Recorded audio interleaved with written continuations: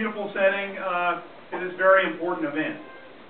So that I don't forget at the end, I'm going to go ahead and thank our hosts, who I know worked very hard to spread the word. We had Ned and Sue Fowl, thank you. Jack and Penn Blair, Margaret and Larry Berg, Don and Joyce Day, Dr. Chris and Ann Day, Dr. Dan and Stephanie Eichenberger, Lenny and Mary Krebs, Larry and Mimi Paris, and Tex and Bunky Berry. Come on, give it up for them.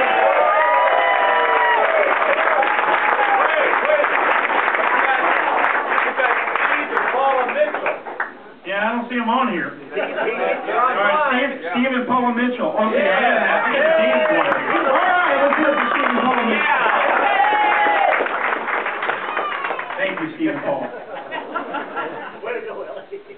Ladies and gentlemen, you're all here because we want to beat Barron Hill, of course, but this is a very important period of time for our country. Today, we had a visit from a certain Vice President of the United States, Joe Biden.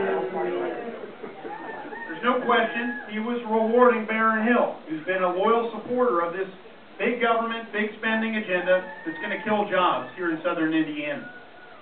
He's being paid back, but we need to pay back Barron Hill come November, and we're going to do that, aren't we? Yeah! Now, I see a lot of friendly faces, people I've come to know over recent months. I see some new faces, too, so let me tell you a little bit more. I thought Don did a fine job of introducing me, but maybe fill in a few of the gaps here. Some of the things that I think are real important. My best friend is my wife, Jenny. We have 4 children. Actually, 2 of our kids were born 3 months ago. I am the father of twins. I always get gasps when I say that. Making a congressional campaign in 4 children, 4 and under, yes, that can be a complicated thing. But my wife and I like to think that we have 2 more reasons to care about the future of this country. Exactly. It is absolutely headed in the wrong direction. One of the reasons it's headed in the wrong direction is I think so many people in Washington have lost touch with the American people, the great American people. I grew up with a couple of parents who set great examples for me. My father, small businessman, he sells HVAC equipment.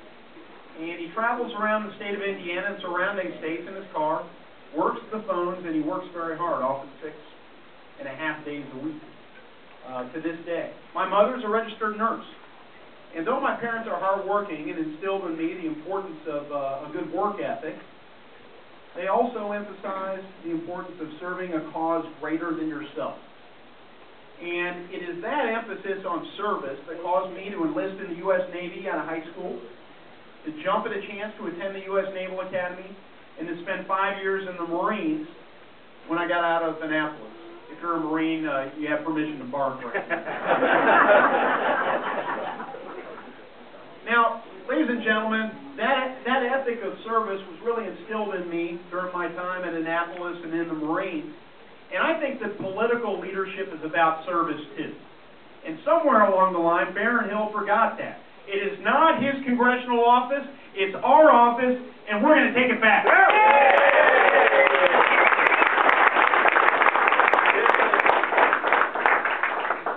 Now, of course, this election is not just about service, though that's an important part of it. Ladies and gentlemen, when I was at the Naval Academy, I studied a bit of military theory.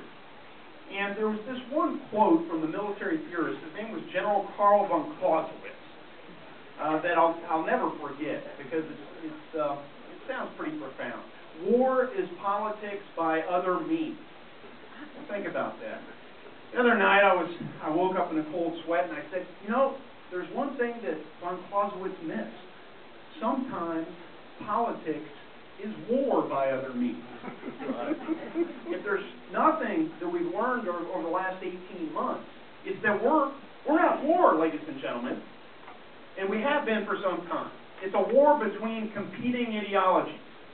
Now, Washington believes that big government, big spending, lots of debt, government jobs, and a government untethered by a written constitution is the answer. We believe in freedom.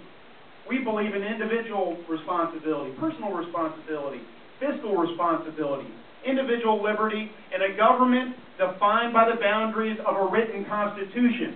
We need to stand up for those values, and we will come November, will we not?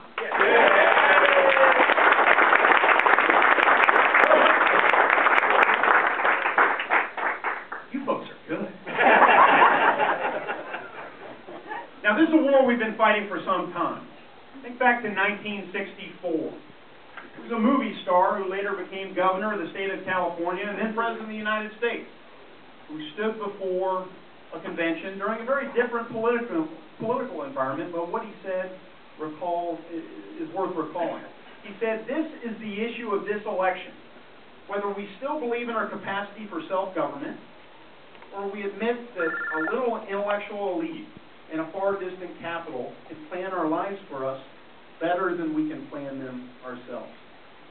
Ladies and gentlemen, we don't believe that Baron Hill and Nancy Pelosi and Harry Reid and Barack Obama can plan our lives for us better than we can plan them ourselves.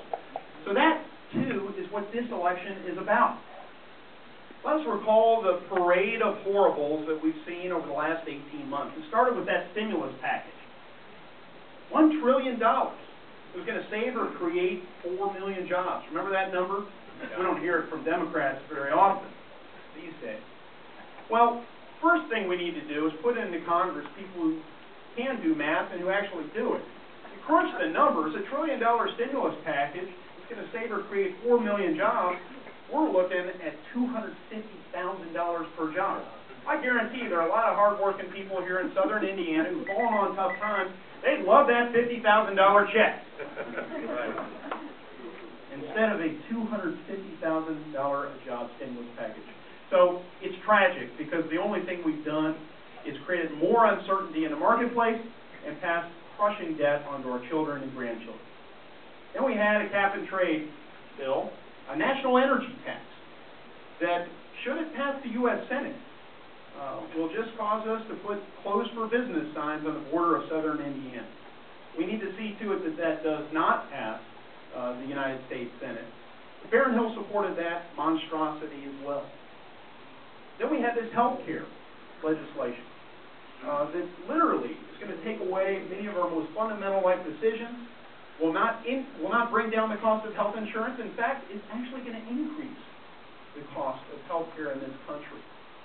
It's such a tragedy because healthcare inflation is something that is a genuine issue for business owners and working families alike. But we missed the boat. Baron Hill supported the most liberal version of this healthcare reform, and we need to hold him accountable come November.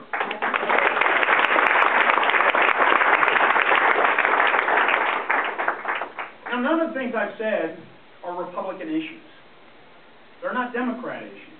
These are American issues, and I think as you talk to your friends, your neighbors, heck, some of you may not even self-identify as Republicans. And we're going to reach out to you as well in this campaign. But I am proud of running on the Republican ticket. I think back to the origins of this Republican Party.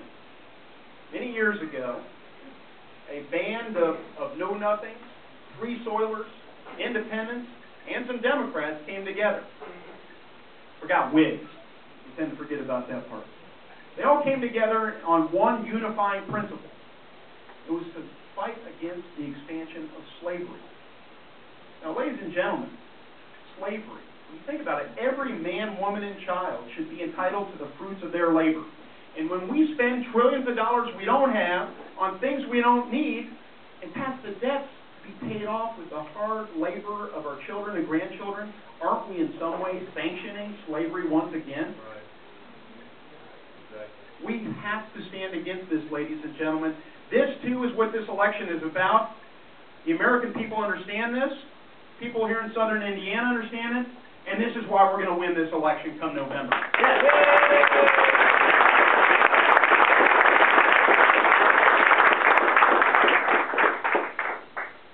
Now, you're all here because you envision a country that can be a little bit better. This country's always been about leaving this country intact, the freedoms and responsibilities that we've enjoyed for generations. Heck, maybe make it a little better for your kids and your grandkids. I still believe in that sort of America. You're all here because you do not believe in the direction Washington's headed. and you think we can reverse this tide, and so do I. Americans have been proving the pessimists wrong for over 200 years, and there's absolutely no reason why we can't continue to do so. Think back, we've had some tough times in this country. Battle of Gettysburg. After the Battle of Gettysburg, our first Republican president, who grew up here in Indiana's 9th Congressional District, he stood before his fellow countrymen and he said, "This nation under God shall have a new birth of freedom." Well, ladies and gentlemen, my family, we just had 2 new births. Our nation needs a new birth too.